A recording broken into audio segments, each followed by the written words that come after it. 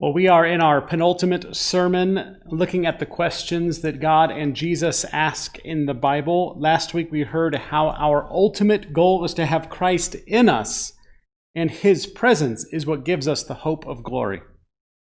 In 2 weeks, we will start a new series called The Gospel According to David. The four Gospels in the New Testament are the eyewitness accounts of the grace of God as seen in the person of Jesus. So the Gospel According to David is looking at how King David demonstrates and also desperately needs the grace of God in his life.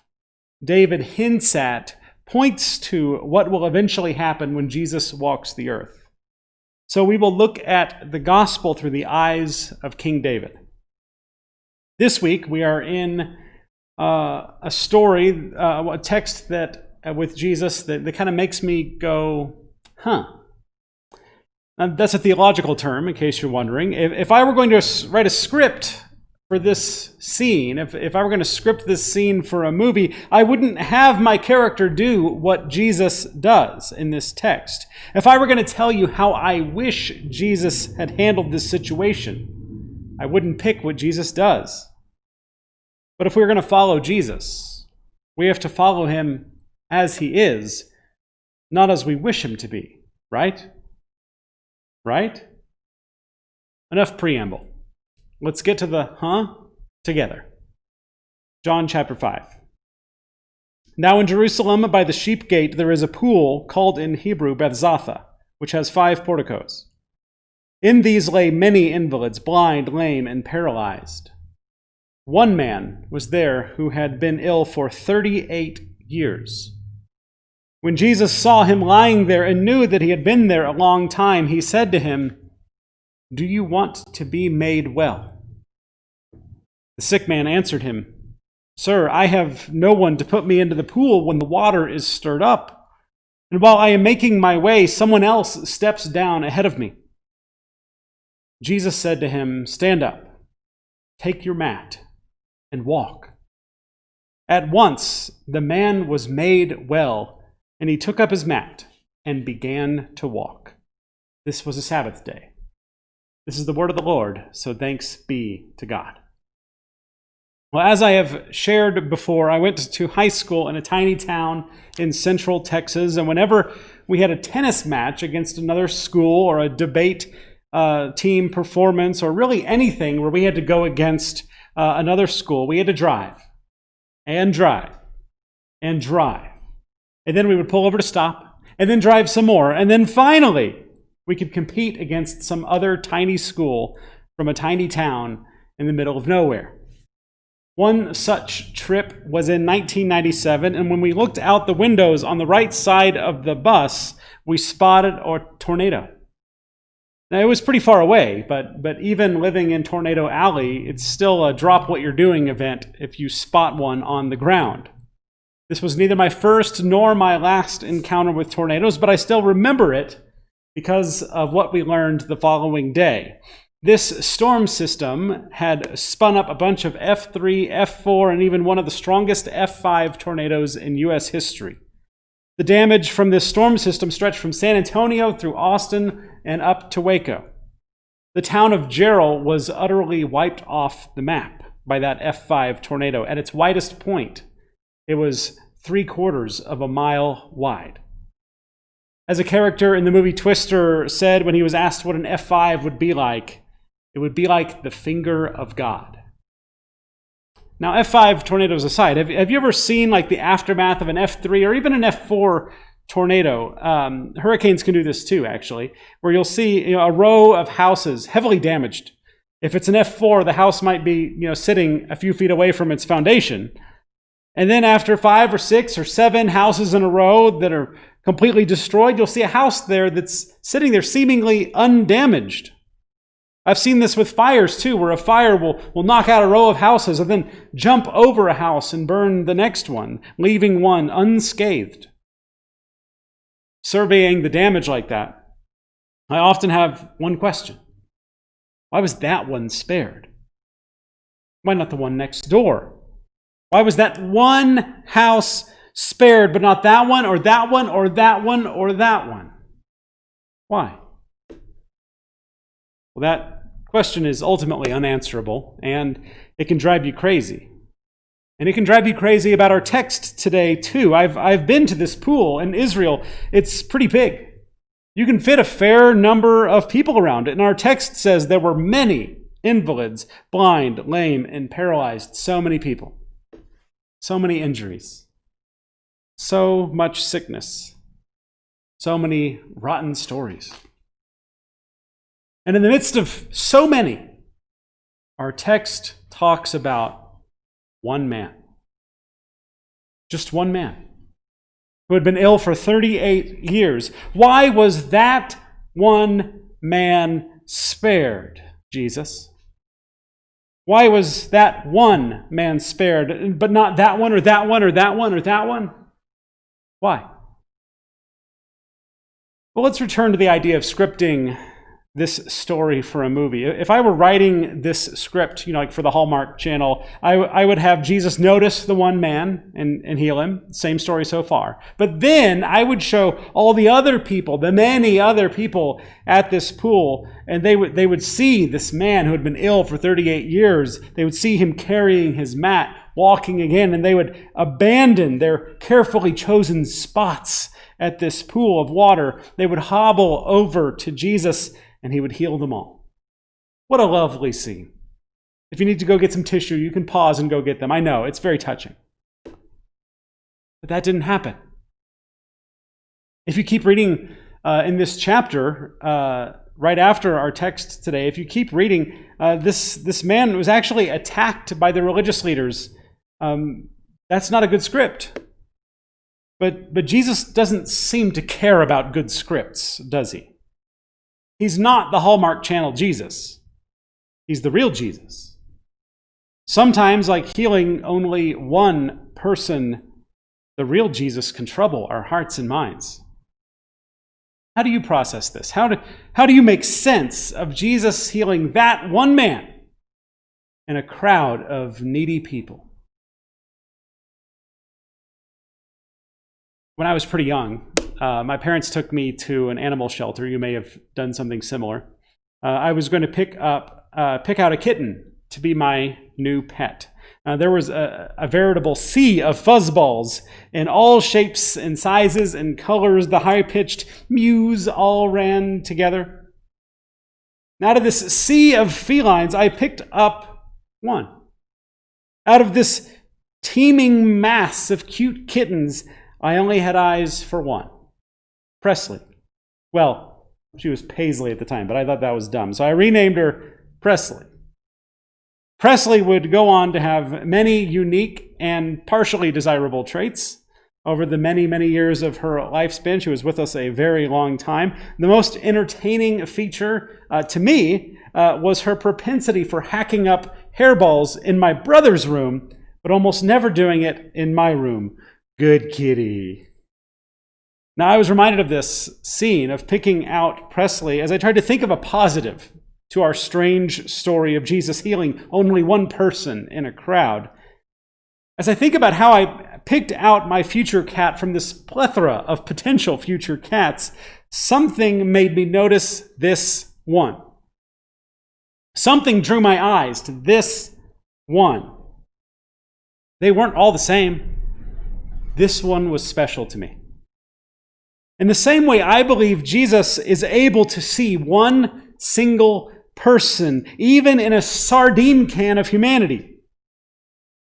Jesus doesn't see us all the same. He has eyes for the one. He has eyes for you. He has eyes for me. You aren't just another statistic to Jesus. You are not generic human number 4,323,602. You are a dearly beloved child of God. You are one person, noticed, spotted, seen, loved, uniquely as you. What does it mean to you that you are noticed, spotted, seen, loved uniquely as you? What does it mean to you that you are not a generic human, that Jesus knows you and sees you? What does that mean to you? Now that we've processed that a little bit, we arrive at Jesus's kind of strange question. Do you want to be made well? Nah, Jesus, I've just been chilling here for 38 years because I like the view. Of course he wants to be made well. That would be like asking someone if they wanted the tornado to skip their house. Of course they do. So what's Jesus' angle here? What's he getting at? In one of the novels that I read recently, a 25-year-old girl gets hit by some weird energy and she starts aging backwards. They call it Merlin syndrome. And her father and her mother take her back in and essentially raise her in reverse, where each day she's getting younger and each day they're getting older. When she is 10 years old again, her mother suffers an accident and dies. So the father spends the next 10 years caring for this child who loses memories every day and counts down to the day when she will supposedly die on her literal birthday. As that day approaches, the father wonders what will come next. If she dies, what will he do? He spent more than 50 years of his life caring for her, aging forwards and backwards. If she's somehow healed, he will be very old, alone, and having to raise a baby all over again. Now, of course, he wants her to be healed, but there are consequences that aren't always pleasant as well. Now, this can be true of our son, too. Sometimes when his seizures are less active, his brain functions better. That's good. But it can actually be harder for us in the moment because instead of being tired or lethargic, from seizures, he's exhibiting like the terrible twos, but in the body and strength of an 8-year-old. It's good when he has less seizures, but there are consequences that aren't always pleasant as well. So let's try to imagine this man's life up until this point. His entire life had been defined by this illness. His daily routine defined by this trip to the pool, hoping to catch a break. He hasn't worked. He hasn't made friendships outside of maybe some of the people at the pool, but we heard how those people were happy to cut in front of him in line, so not many of those friends were showing up again after they were healed. So for him to be healed, everything he has ever known in his life will have to change. If he were to be healed, he would wake up the next morning and have no clue what to do. No clue where to go. No clue who to talk to. Everything would be different.